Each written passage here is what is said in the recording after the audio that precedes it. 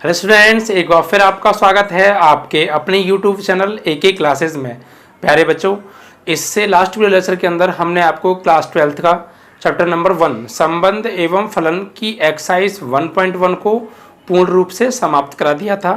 आशा करते हैं कि वो एक्सरसाइज आपको अच्छे से समझ में आ गई होगी। आज जो हम बात करने वाले हैं इस वीडियो लेक्चर के अंदर, वो बच्चों एक्सरसाइज 1.2 के बारे में बात करने वाले हैं। तो बच्चों, इस वीडियो लेक्चर के अंदर हम 1.2 के बेसिक कंसेप्ट के बारे में बात करेंगे। बच्चों, बेसिक कंसेप्ट समझना बहुत ज़रूरी है। अगर आप किसी एक्सरसाइज का बेसिक कंसेप्ट, बेसिक नॉलेज अगर आप नहीं पढ़ेंगे तो मैं समझता हूँ कि आपको वो एक्सरसाइज समझ में नहीं आएगी। अगर किसी एक्सरसाइज को आपसे बहुत ही अच्छी तरीके से समझना है, हर क्वेश्चन को विदाउट एनी प्रॉब्लम सॉल्व करना है, तो आपको उसका बेसिक कंसेप्ट होना बहुत क्लियर होना बहुत ज़रूरी है। तो आज इस एक्सरसाइज के अंदर हम बेसिक कंसेप्ट को ही क्लियर कराएंगे। अगर आपने ये बेसिक कंसेप्ट नहीं देखा तो आप 1.2 को बच्चों नहीं समझ पाएंगे, बिल्कुल भी किसी सवाल को आप नहीं कर पाएंगे। और इस एक्सरसाइज से बोर्ड एग्जाम में क्वेश्चन एक ज़रूर बनता है। तो आज का वीडियो लेक्चर बहुत ज़्यादा इंपॉर्टेंट होने वाला है। तो प्लीज़ स्टूडेंट्स, अगर हमारा वीडियो आपको पसंद आए तो हमारी वीडियो को लाइक कीजिएगा और ज़्यादा से ज़्यादा बच्चों शेयर कीजिएगा, ठीक है। कमेंट कीजिएगा। अगर आपको हमारा वीडियो अच्छा लगा हो तो प्लीज़, हमारे बच्चों वीडियोज़ पर मैं देख रहा हूँ कि वॉचिंग टाइम बहुत कम आ रही है, तो इस चीज़ पर प्लीज़ आप लोग ज़्यादा गौर दें, ज़्यादा से ज़्यादा हमारे वीडियोज़ को शेयर करें जिससे कि लोग ज़्यादा से ज़्यादा उसको देखें, ठीक है। तो आप अपने चैनल को बढ़ाएं, ठीक है। तो आज हम जो बात करेंगे बच्चों, एक्सरसाइज 1.2 के बेसिक के कंसेप्ट के बारे में हम बात करने वाले हैं। तो बेसिकली बात करें कि इस एक्सरसाइज में बेसिक कंसेप्ट है क्या क्या, मतलब क्या क्या हम टॉपिक पढ़ने वाले हैं। तो बच्चों, अभी तक जो हमने पढ़ा था वो एक रिलेशन के बारे में पढ़ा था, ठीक है। 1.1 एक्सरसाइज के अंदर हमने रिलेशन के बारे में पढ़ा था, ठीक है। लेकिन अब इस एक्सरसाइज के अंदर जो हम पढ़ेंगे बच्चों, वो फंक्शन के बारे में पढ़ेंगे, फलन के बारे में पढ़ेंगे। ये फलन क्या होता है और फलन कितने प्रकार के होते हैं, कौन कौन से फलन होते हैं, उनकी क्या क्या कंडीशंस होती हैं, ठीक है। देन इसके बाद हम एक्सरसाइज पर आपकी आ जाएंगे, यानी क्वेश्चंस पर आ जाएंगे, ठीक है। तो इनको पढ़ने के बाद यानी फंक्शन के प्रकार पढ़े जाएंगे। फंक्शन क्या होता है पहले तो ये पढ़ेंगे, और फिर फंक्शन के प्रकार पढ़ेंगे, क्या क्या उनके एग्जाम्पल्स देके कंडीशन क्या होती हैं, उन सबको हम अच्छे से आज समझने वाले हैं। तो इसलिए आज का वीडियो बच्चों बहुत इंपॉर्टेंट होने वाला है। इस वीडियो को आप ज़रूर देखिएगा, क्योंकि अगर आपको 1.2 एक्सरसाइज समझनी है तो ये वीडियो आपको ज़रूर देखना पड़ेगा, ठीक है। तो इसलिए प्लीज़ बच्चों वीडियो को पूरा देखिएगा, ओके। तभी आपको ना एक्सरसाइज 1.2 का हर क्वेश्चन क्लियर हो पाएगा, ओके। ये है। तो चलिए टाइम को जाहिर ना करते हुए स्टार्ट करते हैं एक्सरसाइज 1.2 के बेसिक नॉलेज के बारे में। तो बच्चों, अभी तक जो हमने पढ़ा था वो पढ़ा था रिलेशन के बारे में, ठीक है। यानी अगर कोई ए का बी के साथ संबंध होता था, आर संबंध होता था, तो हम उसे रिलेशन कहते थे। किसी एक सेट का किसी बी सेट से आर संबंध होता था तो हम उसे रिलेशन कहते थे। बट बच्चों, जो रिलेशन होता है ना, एक्चुअली वही फलन होता है। जो रिलेशन होता है वही एक्चुअल में फलन होता है, बस उसमें कुछ शर्तें और ऐड कर दी जाती हैं, कुछ शर्तें और बढ़ जाती हैं रिलेशन में ही, जिससे कि आगे जाकर वो फलन बन जाता है। अब क्या क्या शर्तें ऐड कर दी जाती हैं रिलेशन के अंदर जिससे कि वो फलन बन जाए, आइए हम उनके ऊपर बात करते हैं, ठीक है। तो यानी कि कोई संबंध आर फलन होगा, यानी किसी संबंध आर को, ये लिख सकते हैं आप, किसी संबंध आर को हम फलन एफ कहेंगे यदि, तो बच्चों तीन शर्तें हैं किसी रिलेशन को फंक्शन बनाने के लिए। तीन शर्तें हैं, अगर उन तीन शर्तों का पालन होगा तो वो जो रिलेशन है वो फंक्शन होगा। क्या शर्तें हैं आइए देखते हैं। तो बच्चों, पहली शर्त है कि संबंध आर का जो डोमेन है वो पूरा का पूरा सेट होना चाहिए। यानी संबंध आर का डोमेन पूरा का पूरा सेट ए होना चाहिए। यह है बच्चों पहली शर्त। मतलब कि अगर कोई रिलेशन है तो उसमें उस रिलेशन के जो क्रमित युग्म हैं, तो उनमें जो पहला पहला एलिमेंट है उन्हीं को तो हम डोमेन कहते हैं। लास्ट वीडियो लेक्चर के अंदर मैं बात कर चुका हूँ इसके बारे में। तो जो रिलेशन के जो क्रमित युग्म होंगे तो उनमें जो पहले पहली एलिमेंट होंगे, अगर उन पहले पहले एलिमेंटों का हम एक सेट बनाएं तो वो सेट जो है सेट ए के इक्वल आना चाहिए। मतलब जो डोमेन है उन डोमेनों का सेट ए के बराबर आना चाहिए, यानी पूरा का पूरा डोमेन सेट ए हो जाना चाहिए। तो फिर हम कह सकते हैं कि वो रिलेशन एक फलन एफ होगा। जैसे बच्चों मैं एग्जांपल देके समझाऊंगा आपको। सपोज एक सेट ए है और ए के अंदर 1 2 3 4 5 एलिमेंट्स आ रहे हैं, ठीक है। और हमने एक रिलेशन हमें दे रखा है कि 1,2, ठीक है, 2,3, 3,4 एंड 4,5। इस तरीके से एक रिलेशन है, कोई भी होगा, हमें क्या है, बस हमें एग्जांपल समझना है। तो बच्चों यानी कि अगर मैं पहले पहले एलिमेंट लूँ, सिर्फ पहला पहला एलिमेंट लूँ, एक और इसमें बढ़ा लेते हैं 5,1 कर लेते हैं, ओके। तो अब मैं अगर यहाँ पर ये पहले पहले एलिमेंट लूँ, इन्हीं को तो बच्चों जो पहले पहले एलिमेंट होते हैं इन्हीं को तो हम डोमेन कहते हैं। और मैं इन डोमेन का मैं एक सेट बनाऊँ बच्चों, जैसे 1, 2, 3, 4, 5, यानी जो पहले पहले एलिमेंट हैं वो सब डोमेन हैं। और इन डोमेन्स को लेकर मैंने एक सेट बना लिया डोमेन का। तो ये जो पूरा का पूरे डोमेन है, यानी इन पूरे का पूरे डोमेन का जो सेट है वो सेट ए के बराबर आना चाहिए।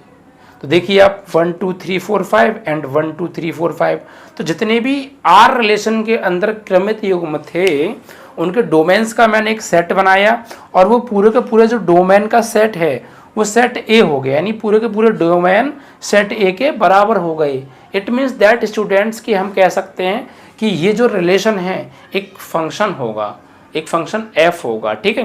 तो आप समझ गए होंगे भली भांति कि किसी भी संबंध आर का जो डोमेन है वो पूरा का पूरा अगर सेट हो जाएगा तो हम उस संबंध को फंक्शन एफ कह सकते हैं।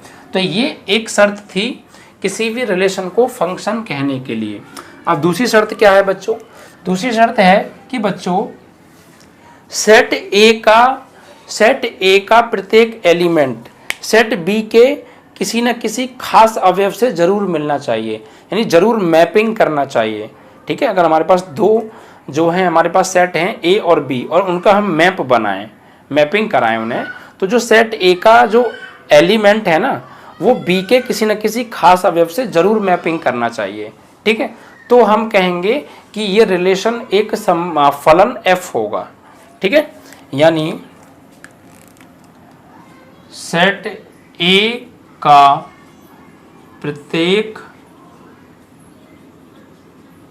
अवयव सेट बी के किसी न किसी खास अवयव से जरूर मिलना चाहिए, यानी मैपिंग करना चाहिए, ठीक है। जैसे बच्चों अगर मेरे पास कोई सेट ए है और एक सेट बी है और मैं इनका जो है एरो डायग्राम बनाना चाहता हूँ, तो 1 2 3 4 ले लीजिए और यहाँ 2 5 6 7 ले लीजिए। तो इसका जो एक एलिमेंट है वो बी के एलिमेंट से ज़रूर मिले। ऐसा ना हो कि बच्चों ए का कोई एलिमेंट छूट जाए, मतलब ए का प्रत्येक अवयव बी के किसी न किसी अवयव से ज़रूर मैपिंग करना चाहिए। तो हम कहेंगे कि ये संबंध जो आर है वो फंक्शन एफ होगा, ठीक है। तो दूसरी शर्त बच्चों ये थी। अब तीसरी शर्त और है, यानी एक शर्त और है, 3 शर्तें होती हैं। तीसरी शर्त क्या है बच्चों?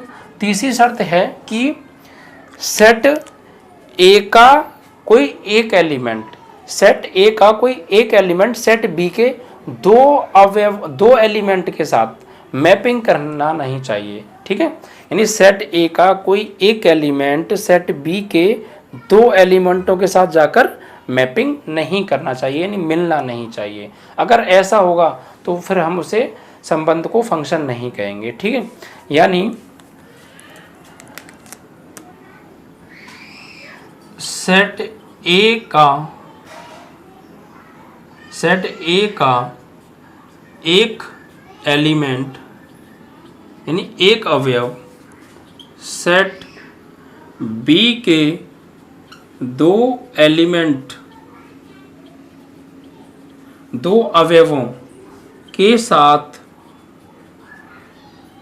नहीं मिलना चाहिए, नहीं मिलना चाहिए। ठीक है, अगर ऐसा होगा तो फिर बच्चों उस संबंध को हम फंक्शन एफ नहीं कहेंगे। मतलब सेट ए, जैसे मान लीजिए मेरे पास, मैं समझाता हूँ आपको एरो डायग्राम बना के, ये ए है और ये बी है, तो 1 2 3 या 4 5 6 समथिंग, तो ए को हमने 4 के साथ मैपिंग करा दिया और फिर ए को ही हमने 5 के साथ मैपिंग करा दिया। तो इट मीन्स दैट स्टूडेंट के सेट ए का एक एलिमेंट सेट बी के दो एलिमेंट के साथ मैपिंग कर रहा है, जबकि ये शर्त रिलेशन को फंक्शन होने के लिए नहीं होनी चाहिए। ठीक है, इस चीज़ का आप विशेष ध्यान दीजिएगा। यानी हम ये कह सकते हैं बच्चों, इन्हें हम क्या कहते हैं पता है, इन्हें हम बोलते हैं इमेज यानी प्रतिबिंब, और इन्हें हम बच्चों बोलते हैं प्री इमेज। ठीक है, तो हम ये कह सकते हैं कि सेट ए के एक एलिमेंट की दो इमेजेस नहीं होनी चाहिए, सेट ए के एक ही एलिमेंट की दो इमेज नहीं होनी चाहिए बी में। या फिर ये भी कह सकते हैं कि सेट बी के दो एलिमेंट की, सेट बी के दो एलिमेंट की सेट ए में कोई एक प्री इमेज नहीं होनी चाहिए। बात तो एक ही है ना भाई, सेट ए के एक एलिमेंट की सेट बी में दो इमेज नहीं होनी चाहिए, या फिर सेट बी के दो एलिमेंट की सेट ए में एक प्री इमेज नहीं होनी चाहिए। तो बात तो एक ही है, तो आप कोई सी भी कह दीजिए। तो अगर ये कंडीशन बनेगी तो फिर बच्चों वो रिलेशन जो आर है फंक्शन एफ नहीं होगा। हाँ, अगर एक एलिमेंट की सेट बी के दो एलिमेंट से साथ मैपिंग नहीं हो रही है तो फिर हम कह देंगे कि वो रिलेशन एक फंक्शन एफ होगा। ठीक है, तो इस शर्त का आपको विशेष ध्यान रखना है। ओके, ठीक है। अब ये तीन शर्तें थी। सबसे पहली शर्त बच्चों मैं फिर एक बार दोहरा दूं कि जो संबंध आर है उसका जो डोमेन है वो पूरा का पूरा सेट ए हो जाए। दूसरी शर्त क्या थी?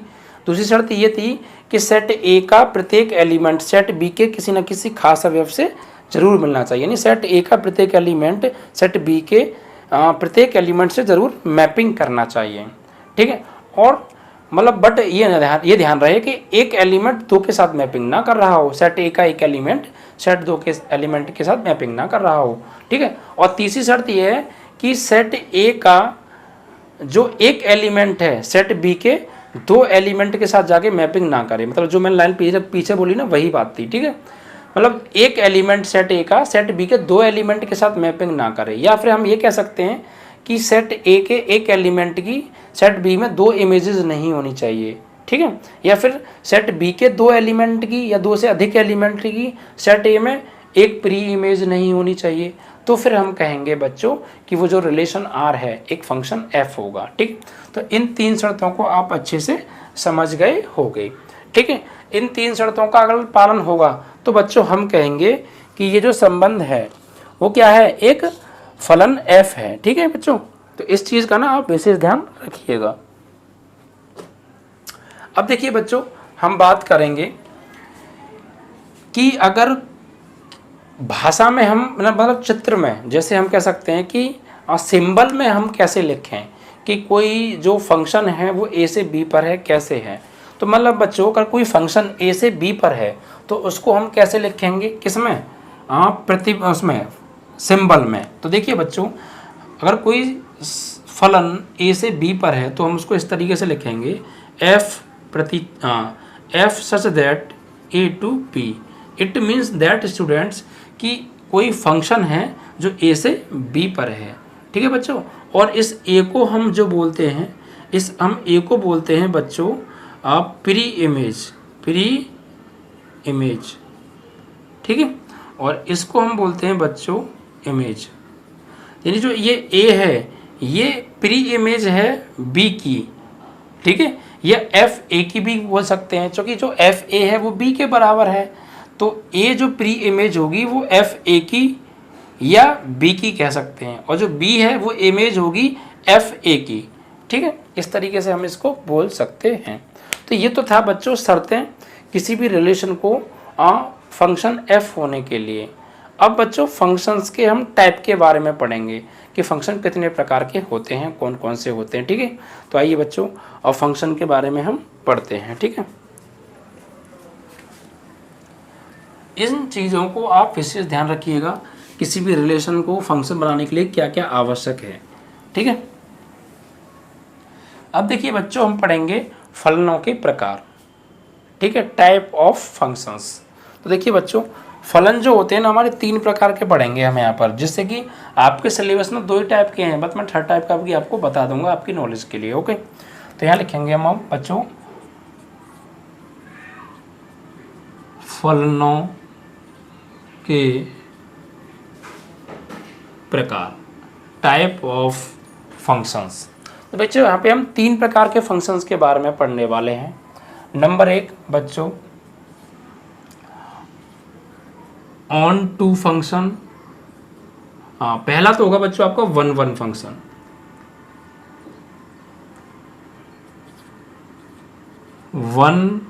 वन फंक्शन यानी इसको हम बोल सकते हैं एकैकी फलन, एकैकी फलन।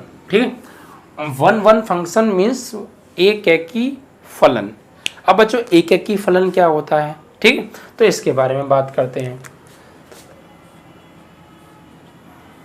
यानी यार कोई भी फलन एकैकी फलन यानी 1-1 फंक्शन होगा, उसके लिए शर्त क्या है?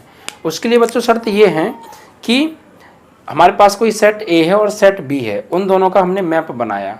ठीक है, मैपिंग करा रहे हैं हम, तो सेट ए का प्रत्येक एलिमेंट सेट बी के एलिमेंट के साथ, प्रत्येक एलिमेंट के साथ मैपिंग करना चाहिए। साथ ही एक एलिमेंट सेट ए का एलिमेंट सेट बी के एक ही एलिमेंट के साथ मैपिंग करना चाहिए।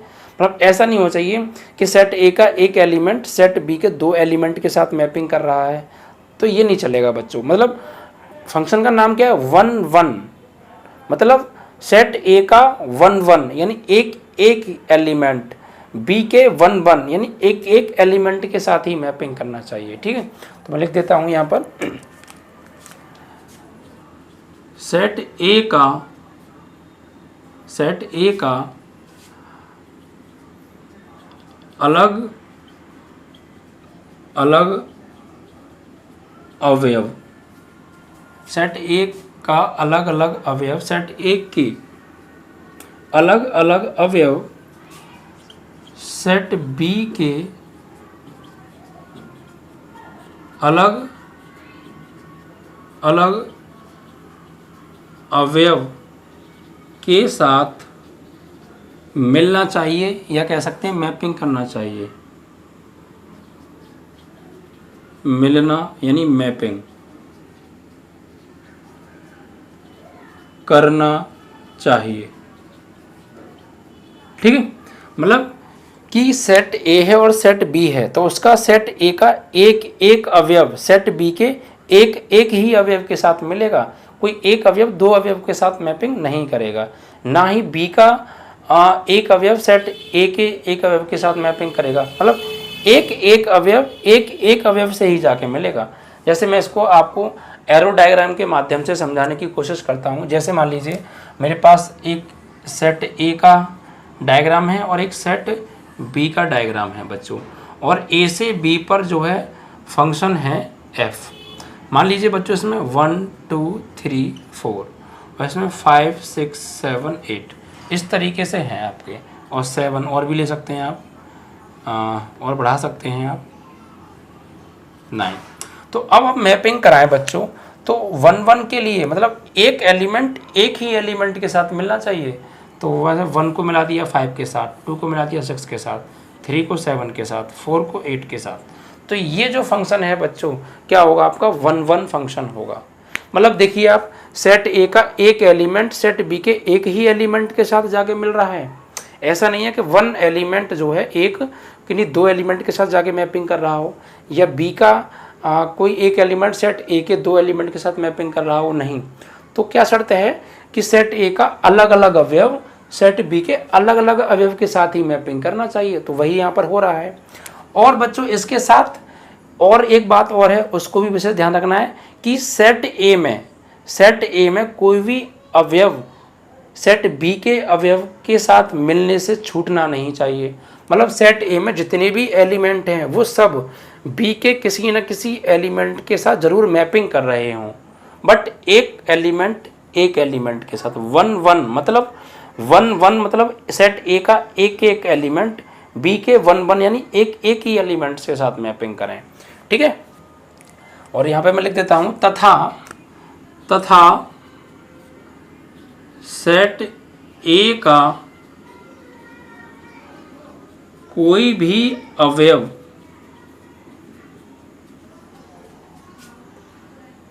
खाली नहीं रहना चाहिए, खाली नहीं छूटना चाहिए।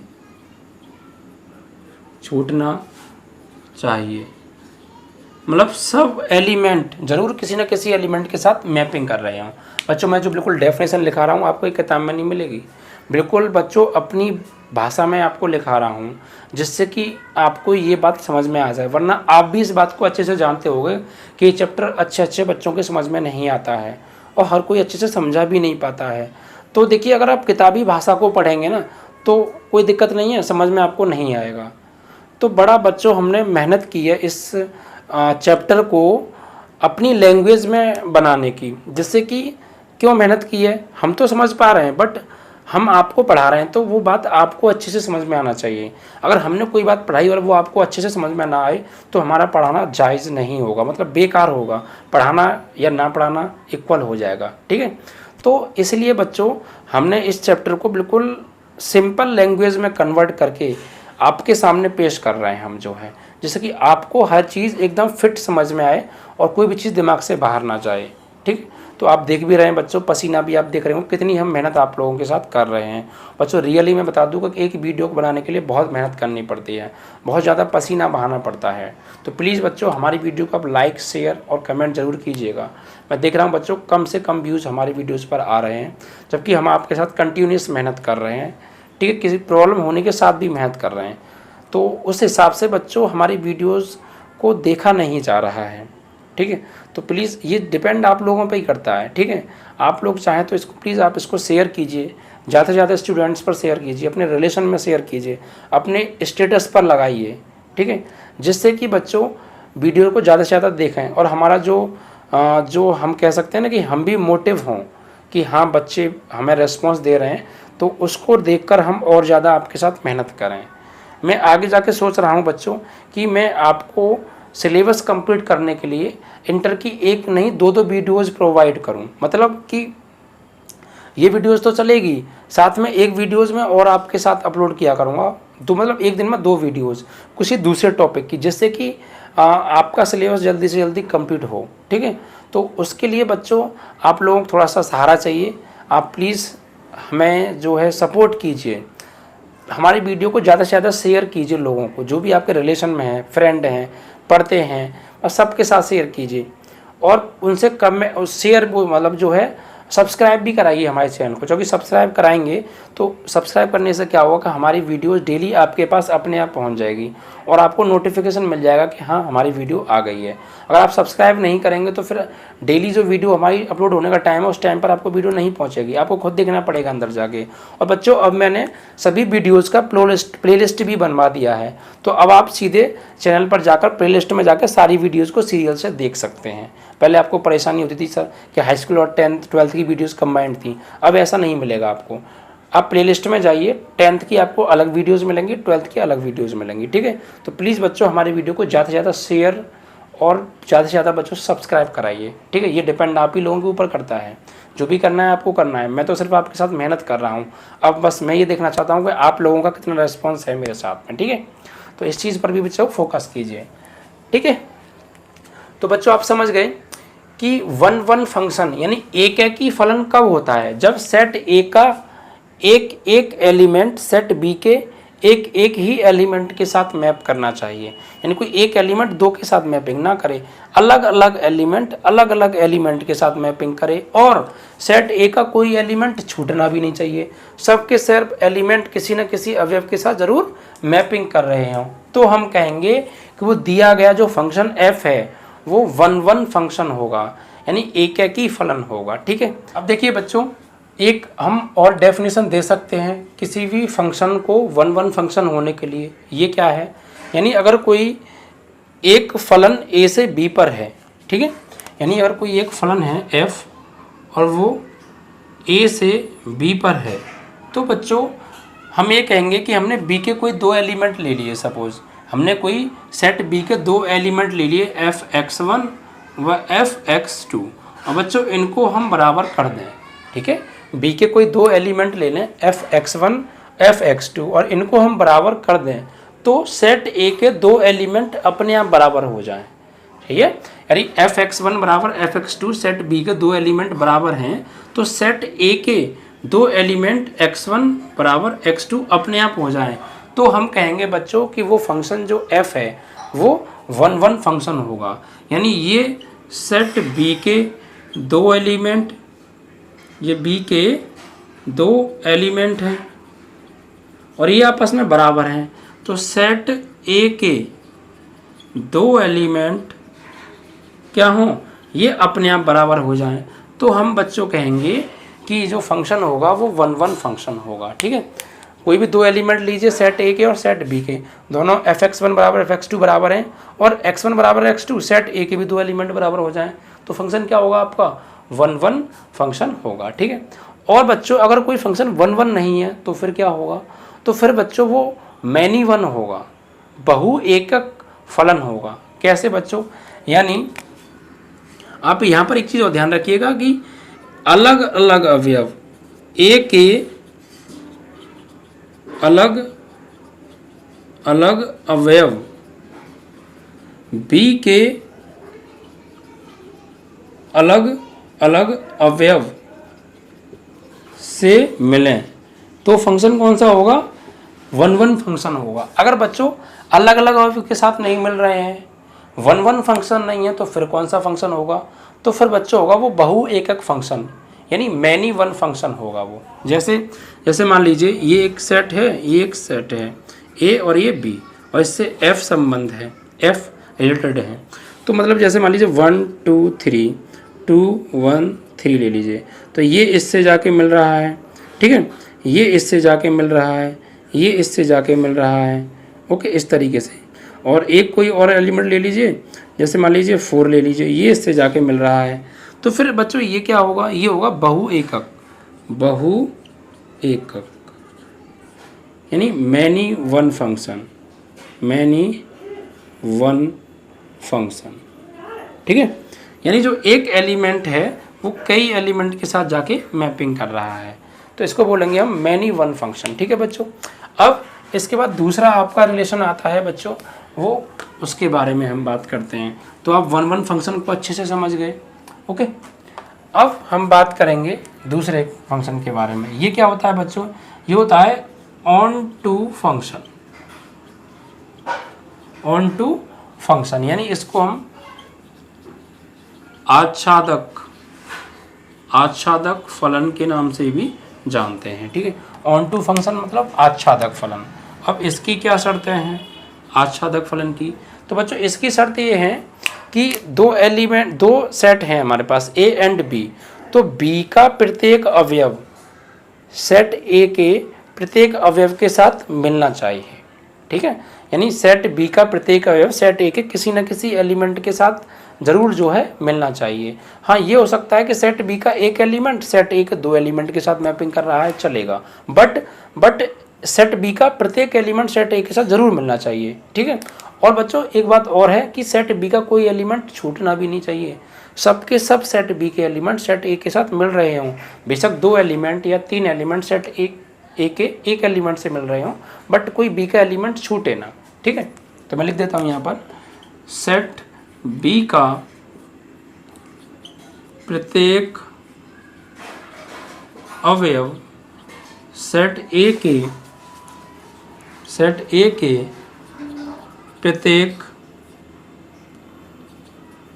एलिमेंट के साथ जरूर मिल रहे हों। ठीक है, तथा सेट बी का कोई भी एलिमेंट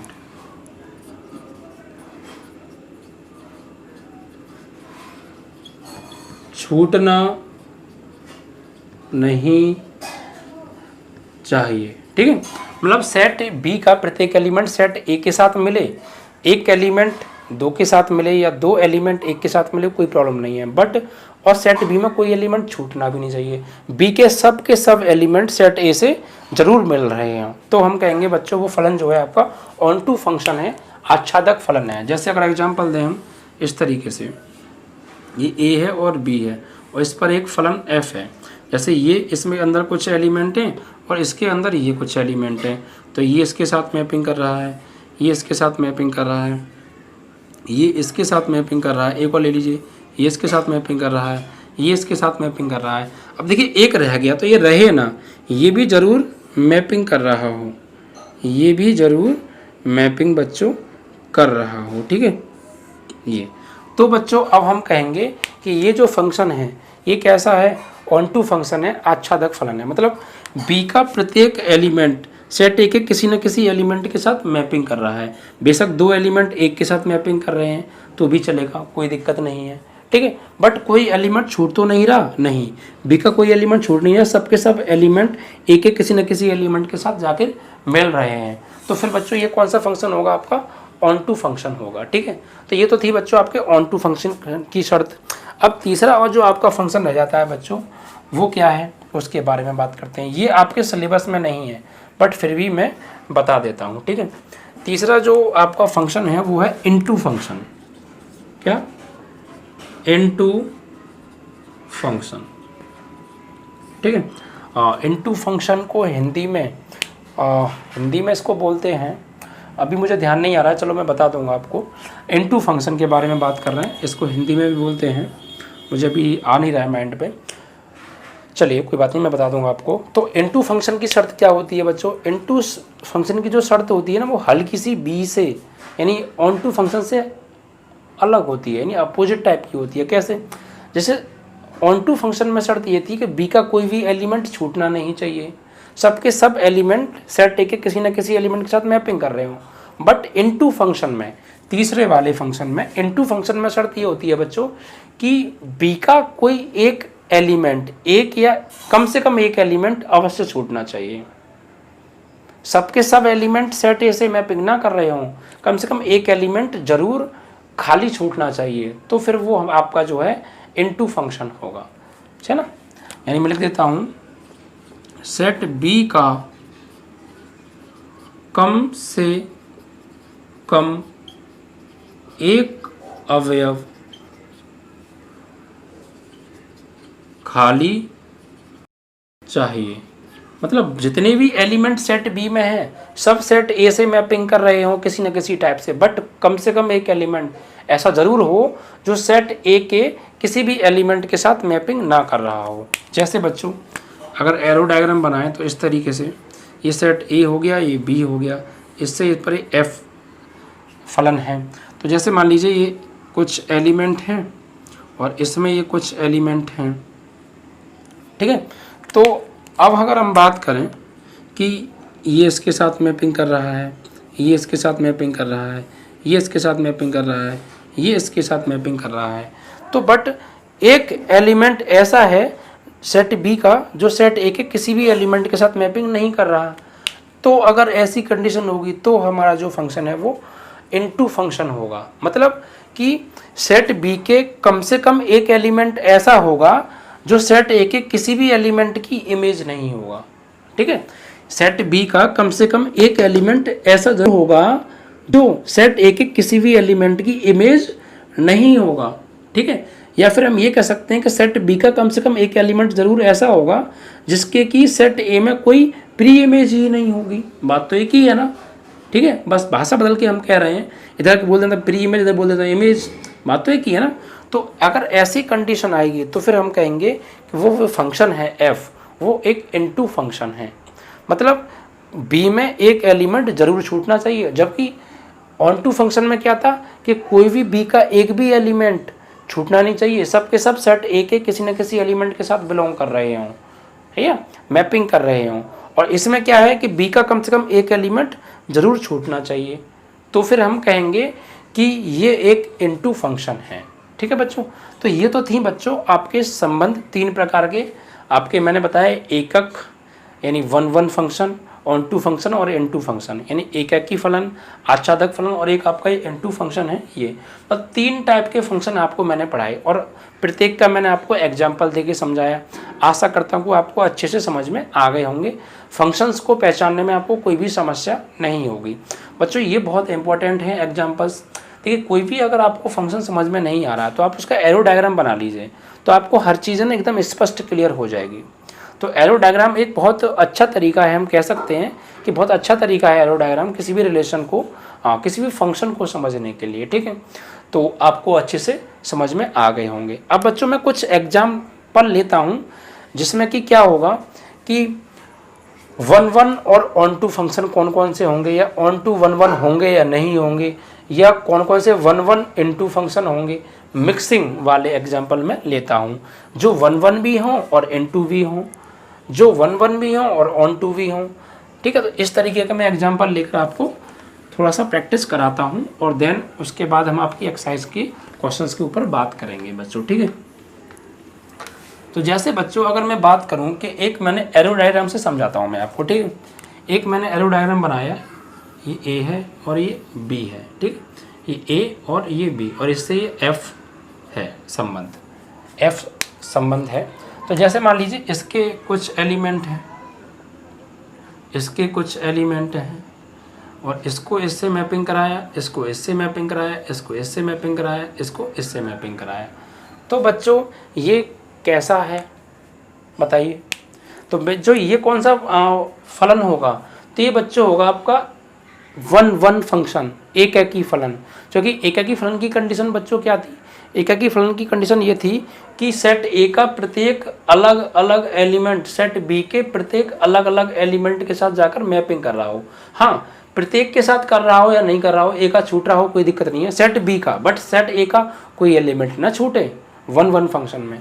तो सेट ए का प्रत्येक अवयव, सेट ए का प्रत्येक अलग अलग अवयव सेट बी के अलग अलग अवयव के साथ जाकर मैपिंग करे, तो हम कहते हैं बच्चों ये 1 फंक्शन है। और बच्चों ये 1 के साथ देखिए ऑन टू भी है, एकाकी के साथ आच्छादक भी है, यानी एकाकी आच्छादक फलन है। वो कैसे बच्चों, देखिए इसमें आच्छादक की कंडीशन भी पूरी हो रही है। कैसे, आच्छादक की कंडीशन ये थी कि सेट बी का प्रत्येक अवयव सेट ए के किसी न किसी एक एलिमेंट के साथ जाके मैपिंग करना चाहिए, चाहे एक एलिमेंट 2 के साथ मैपिंग कर रहा हो या एक एलिमेंट एक ही एलिमेंट के साथ जाके मैपिंग कर रहा हो, ये मैटर नहीं रखता, बट सेट बी का प्रत्येक एलिमेंट सेट ए के किसी न किसी एलिमेंट के साथ जाके मैपिंग करना चाहिए, मतलब सेट बी का कोई एलिमेंट खाली नहीं छूटना चाहिए।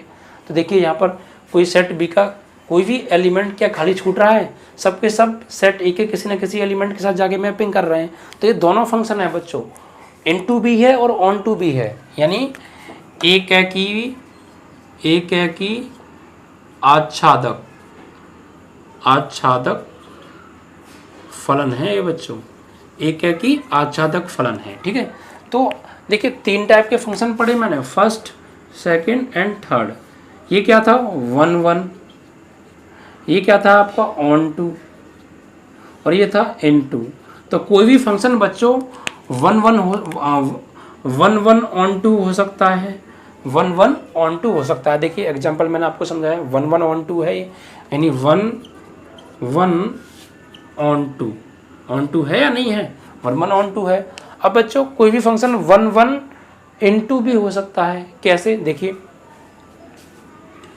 एक आप एरो डायग्राम बनाइए, ये ए है, ये बी है, और इस पर ये एफ रिलेटेड है, और इसके कुछ एलिमेंट हैं और इसके कुछ एलिमेंट हैं।